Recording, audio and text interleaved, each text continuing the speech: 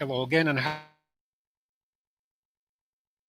happy Wednesday, early Wednesday morning, local time, from Metro Manila, the Philippines, Southeastern Asia.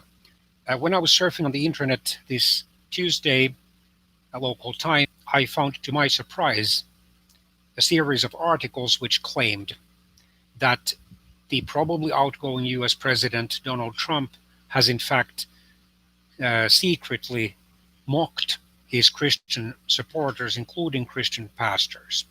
Although this is not a great surprise because I have for a fairly long time considered it possible that Donald Trump has not sincerely defended the Christian faith values either during his 2015 to 16 US presidential campaign or during his term, which is about to end in January 2021, or during his probably unsuccessful re-election campaign in 2020.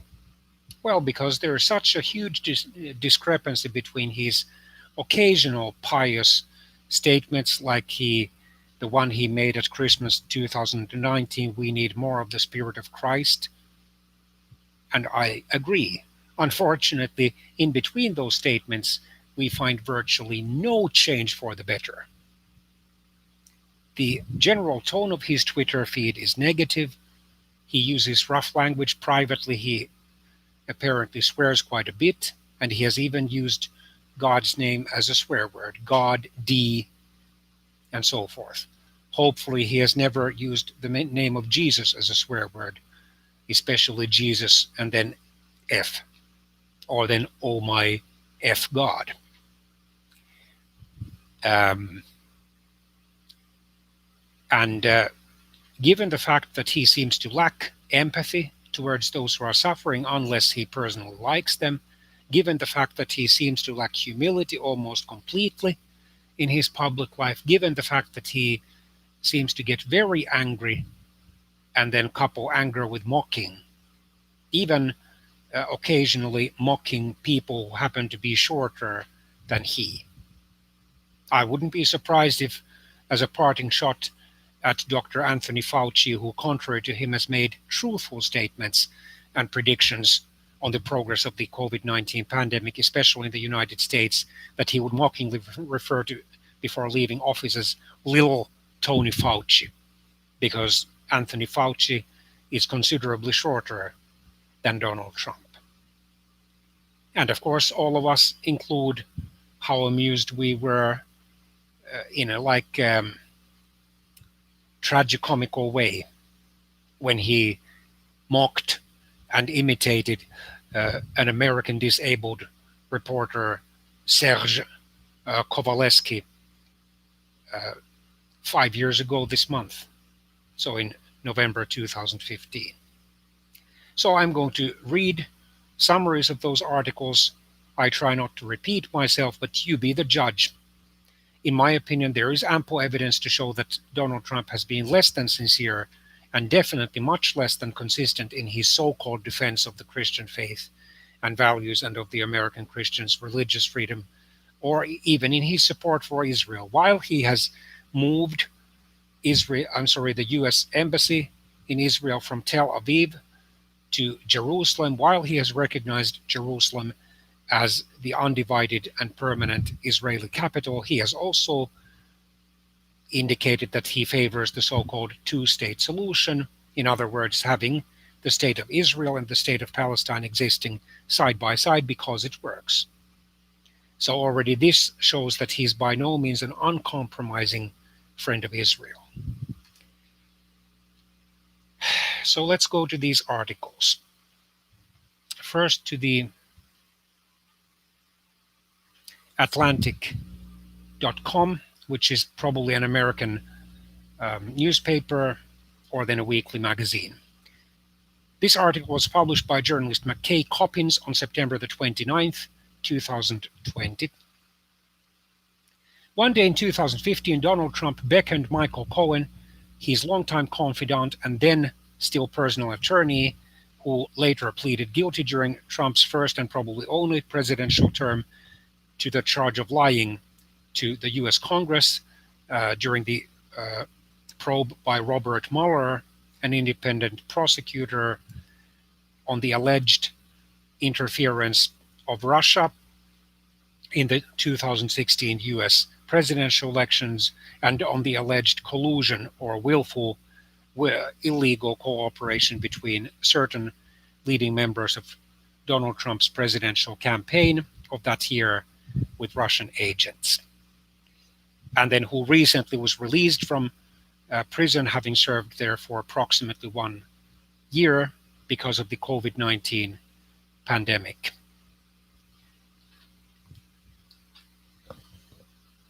Trump was brandishing a printout of an article about an Atlanta-based megachurch pastor, the controversial African-American prosperity gospel preacher and pastor Creflo Dollar, trying to raise $60 million from his flock to buy a private jet.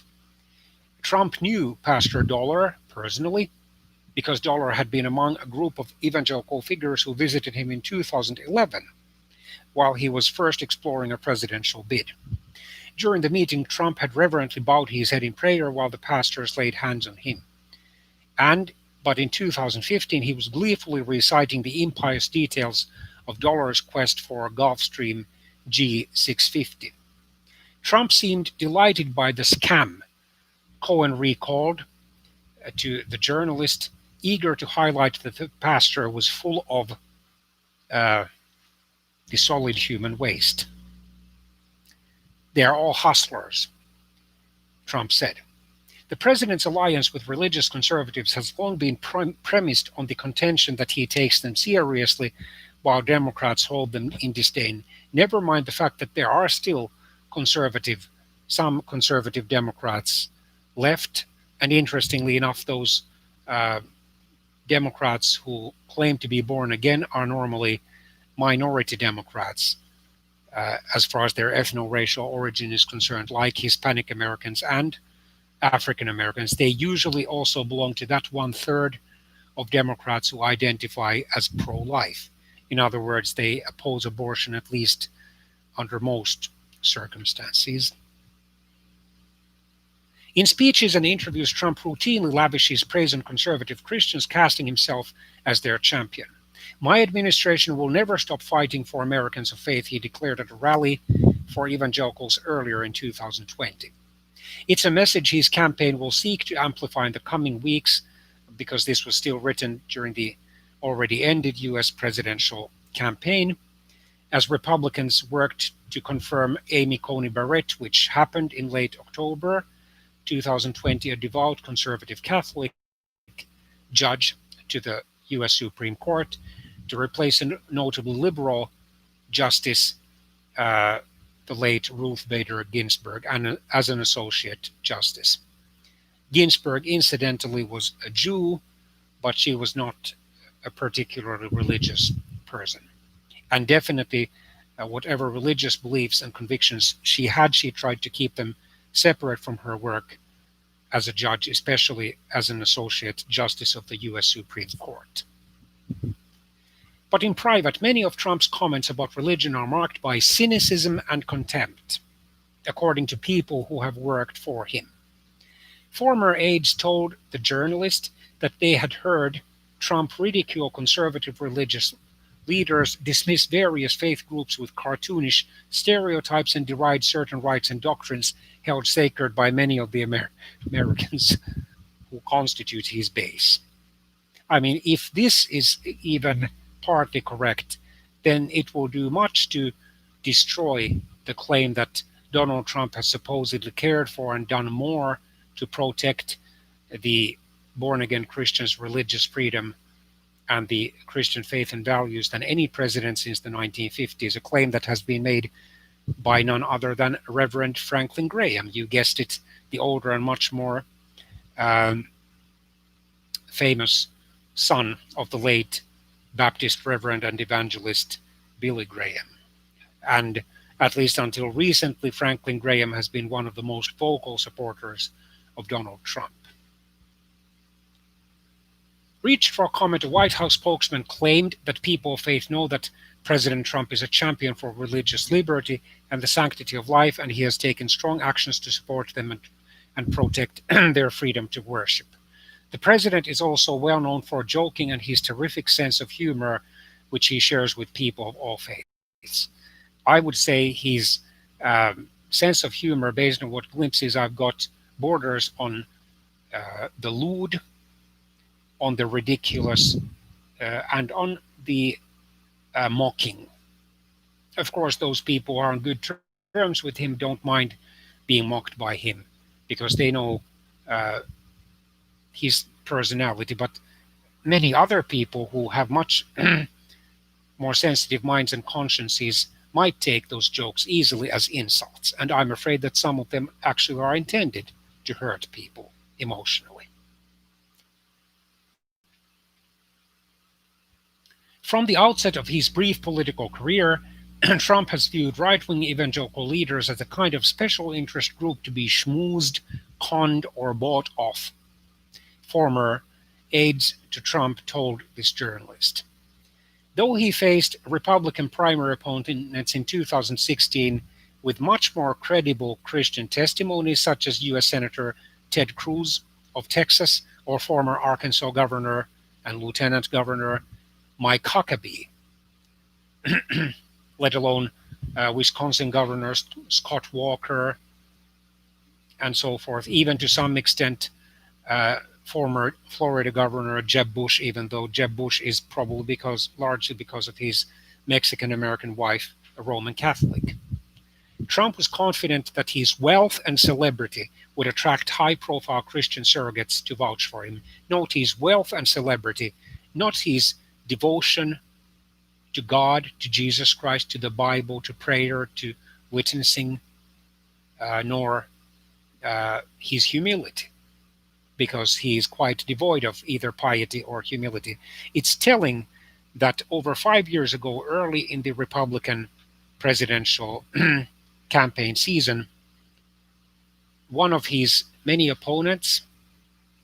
initial opponents, Ben Carson, who was appointed to a role in his administration, said, in my opinion, sincerely, that he had tried. Ben Carson is a professing Christian, a Seventh day Adventist to be more specific.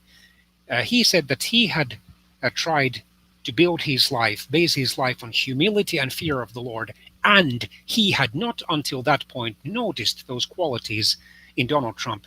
Mr. Carson was enough of a gentleman to apologize for his remarks, but these 5+ years later, I'm afraid that Carson is still correct. There is little evidence that in the 5+ years that have passed since those remarks, which graciously enough were withdrawn, something that Donald Trump has very rarely done, at least publicly, during his political career. We see little or no evidence that Donald Trump is any more pious, any more reverently afraid of God, and or any more humble than he was back in 2015.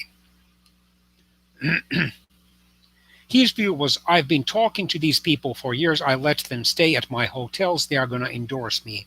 I played the game. If this quotation is accurate, it's very telling. Playing the game. Well,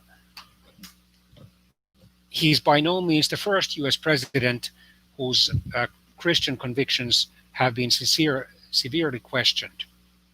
The late Richard Nixon, who incidentally was a close friend and a dear friend until the Watergate scandal, and especially that part of the Watergate scandal when he basically cut off their contact and began to use obscene language, partly also in public, the late Reverend Billy Graham. He also claimed to be a Christian, although he didn't explicitly confess his personal faith in Jesus Christ while in office as president. He was a Quaker. And time and again, the late devout Reverend Graham gave him a pass. For example, he assumed that because of his Quaker background, Quakers, generally speaking, have been reluctant to publicly witness about their personal faith in Jesus Christ and have rather wanted to let their good works, like caring for the poor and oppressed, speak for themselves. And then when he privately disagreed with Richard Nixon over some theological issues, he again gave Nixon a pass because Nixon had not formally studied theology. And although he was deeply concerned uh, since the early months of Nixon's administration in 1969 about the fact that two Christian scientists, uh, Christian Science is a cult and is definitely opposed to biblical Christianity, especially in its denial of sin, of the reality of sin, or that we humans are by nature inclined to sin. Um, well, Bob Haldeman, who was Nixon's first chief of staff, and John Ehrlichman, who was Nixon's first chief domestic advisor. Privately, Graham was opposed to their appointment, but once again he hoped and prayed that they would not have a spiritually negative influence on President Nixon. Unfortunately, he was wrong. And then also Nixon's choice of the late Spiro Agnew as his vice presidential candidate in 1968 rather than of the devout evangelical Christian and Republican Senator Mark Hatfield worried Graham. And eventually, when Nixon started to deny his involvement in the Watergate affair, at first, Graham was enthusiastic. After listening to, and watching Nixon's first televised speech about the Watergate affair, which was broadcast at the end of April 1973, he, during their next telephone call, was so exultant that he said that he would have wanted to hug the president after the speech. Fast forward to late October 1973, so less than 6 months later, and the so-called Saturday Night Massacre, when during the space of one evening the United States went from having an actual regularly working Attorney General or Federal Justice Minister, Elliot Richardson, to having the third highest ranking official of the US Justice Department, Solicitor General Robert Bork, who had served as a law professor at Yale University and would later serve as a judge of one of the circuit courts of the United States, and would be the unsuccessful Supreme Court nominee for Associate Justice of the late Ronald Reagan in 1987. Because both Elliot Richardson and his deputy, William Ruckelshaus, refused to fire or forced to resign against his will the independent special prosecutor of the Watergate affair, Archibald Cox, who had demanded a comprehensive number of Nixon's tape-recorded conversations in the Oval Office, not just the transcripts, and all other materials that were relevant to the investigation.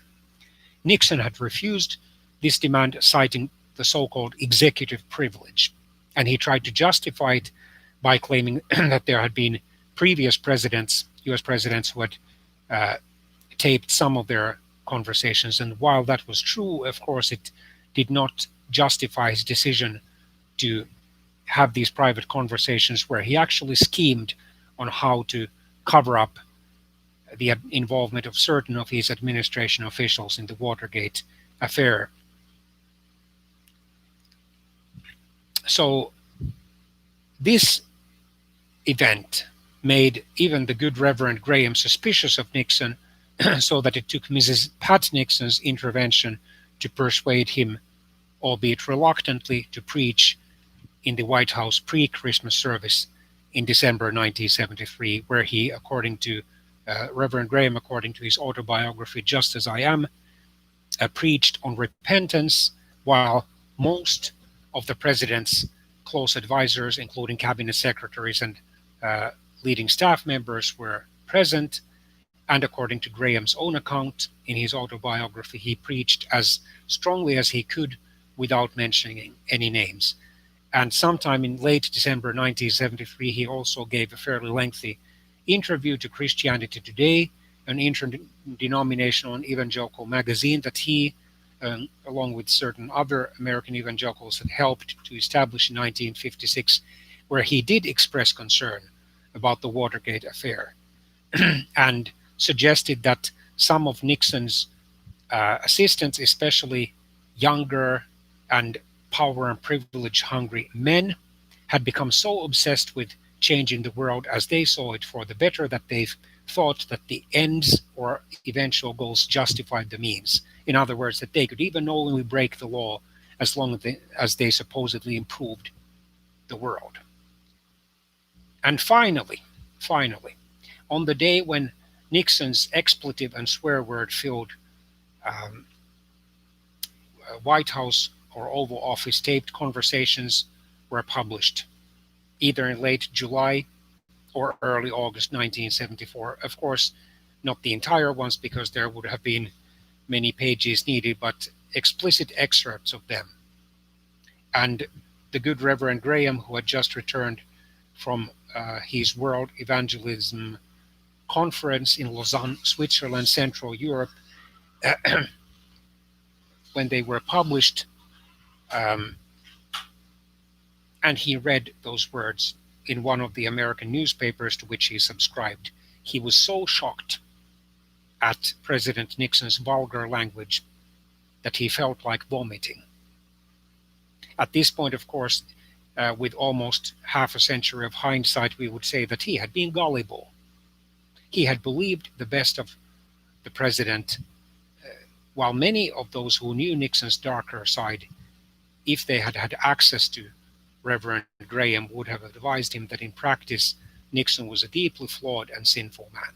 He might have had a religious side to him, including his habit of praying on his knees before going to bed each night, but he also had this dark, suspicious side, and privately he swore a lot and used a lot of obscenities. Well, for example, Alan Greenspan, who would go on to serve as the U.S. Federal Reserve's or federal bank's chairman under the elder President Bush and even Bill Clinton, was shocked by what he saw as the discrepancy between Nixon's polite and pious public personality and his private swearing when in the first few minutes of, or just the first 3 or 4 sentences of a campaign meeting, I think in New York State, sometime in 1968, Nixon uttered more or said out loud more swear words than Mr. Greenspan even knew existed. Sadly enough, it seems that Reverend Franklin Graham has not carefully and prayerfully read his father's autobiography concerning the dangers of being too closely associated with deeply sinful presidents, like in the elder Graham's case, Nixon. And also the dangers of believing the best of them until something really shocking is revealed. And if these revelations are even partly correct, they basically mean that Donald Trump has been at least partly sincere in his so-called defense of the Christian faith values and Christian religious freedom. But I digress.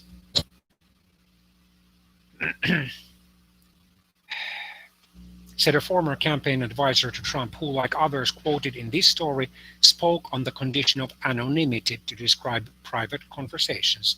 No wonder those former aides don't want to be cyberbullied by either Donald Trump or by Trump's diehard supporters. It helped that Trump seemed to feel a kinship with prosperity preachers, often showing a game recognizes game appreciation for their hustle. The former campaign advisor recalled showing his boss a YouTube video of the Israeli Arab-born televangelist Benny Hinn, who incidentally also renounced recently prosperity gospel, which was a great action on his part if it was sincere, performing faith healings while Trump laughed at the spectacle and muttered, "Man, that's some racket." In Cohen's recent memoir, Disloyal, he recounts Trump returning from his 2011 meeting with the pastors who laid hands on him and sneering, "Can you believe that garbage?" I use the word garbage. I don't want to use the actual word because it's so rough. But if Trump found their rituals ridiculous, he followed their money-making ventures closely. In a meeting in September 2016 with about a dozen influential figures on the religious right, including the conservative um, talk radio host and writer Eric Metaxas, the Dallas megachurch pastor Robert Jeffries, and the theologian Wayne Grudem, the then candidate was blunt about his relationship to Christianity. In a recording of the meeting obtained by The Atlantic, the candidate can be heard shrugging off his scriptural ignorance. "I don't know the Bible as well as he's vice presidential candidate and now the probably outgoing US vice president." He said, "Will you bow your head and pray?" And I said, "Excuse me? I'm not used to it." At one point in the meeting, Trump interrupted a discussion about religious freedom to complain about Senator Ben Sasse of Nebraska and brag about the taunting nickname he devised for him. That already should have alerted those Christian leaders that Trump was less than sincere about his so-called defense of the Christian faith and values. Because mocking someone because of his or her body shape, such as physical height, is not good Christian behavior by any stretch of imagination. "I call him Little Ben Sasse," Trump said. "I have to do it, I'm sorry. That's when my religion always deserts me." No, he doesn't. He can take the high road and then politely share their sincere differences of opinion and then say that he respects the person, but he sincerely disagrees with him in this case and believes that he is at least more correct, but he still respects the person. "I'm not voting for Trump to be the teacher of my third graders' Sunday school class. That's not what he's running for," Jeffrey said in the meeting. And so once again, this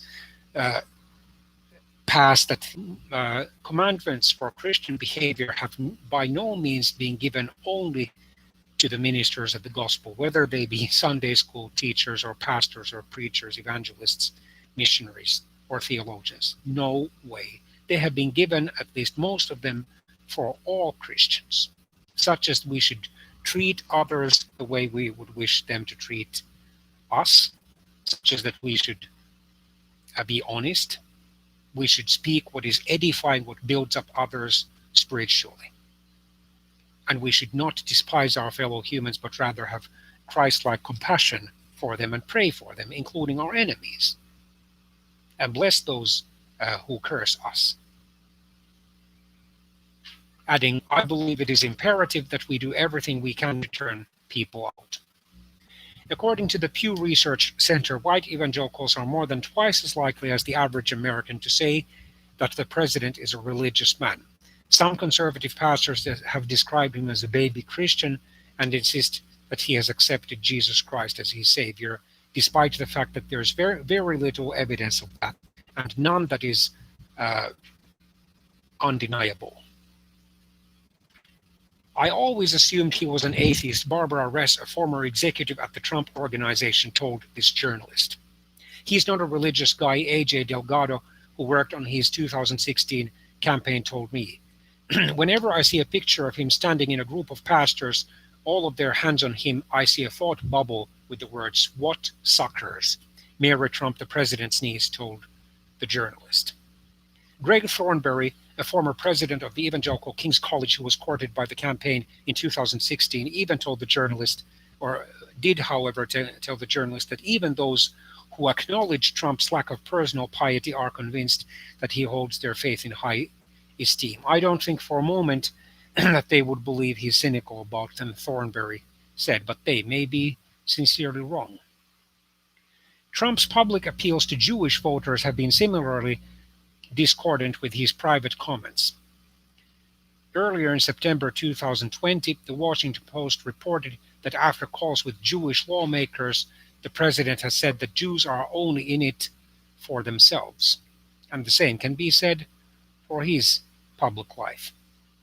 And while he is quick to tout his daughter Ivanka's conversion to Judaism because of her marriage to Jared Kushner, who is a Jewish American, When he's speaking to Jewish audiences, he's sometimes less effusive in private. Cohen told the journalist that once years ago he was with Trump when his third wife Melania informed him that their son was at a play date with a Jewish girl from his school. Great, Trump said to Cohen, who is Jewish. I'm going to lose another one of my kids to your people. He also has made fun of Mormons,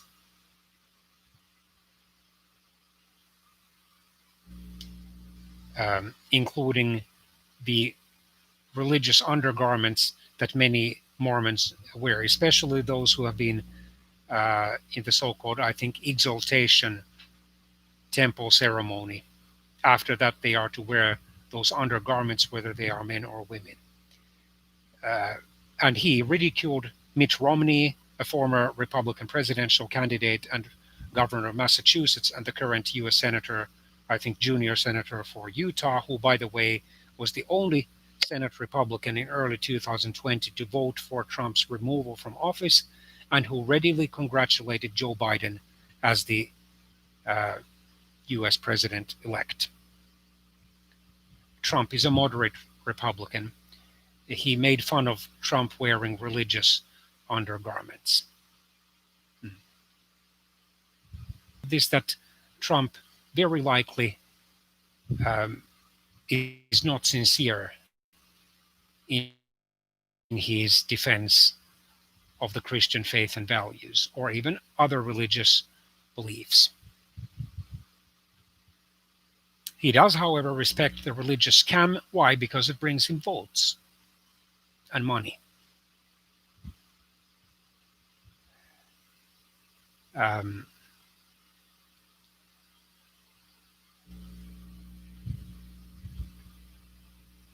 then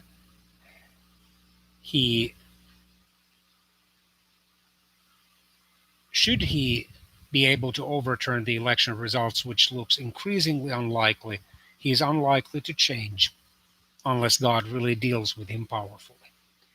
In his case, it might take a severe illness.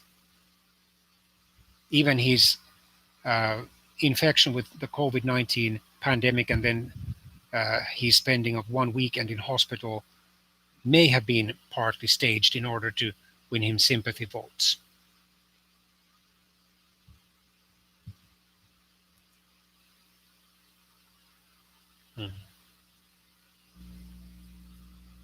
He went so far during his second presidential campaign as saying that if Joe Biden is elected US president, as now seems just about 100% certain, because Biden has widened his margin, popular vote margin, over Trump, and he holds a solid, albeit narrow, lead over Trump in the electoral votes, claiming that there will be no God if Biden is elected. Never mind the fact that Biden, despite his liberal views on issues like abortion and same-sex marriage, is still officially a member of the Roman Catholic Church, and as far as I know, he has never denied God's existence. But isn't it sad that a certain number of Christians and then other religious people are quite gullible when there are political or other leaders or would-be leaders like Trump who claim that they want to abortion, homosexuality, or at least same-sex marriages, just then turn to these candidates. So that's certainly not the way things should be. But I'll let you make these judgments about this video, and may God bless and have mercy on all of you.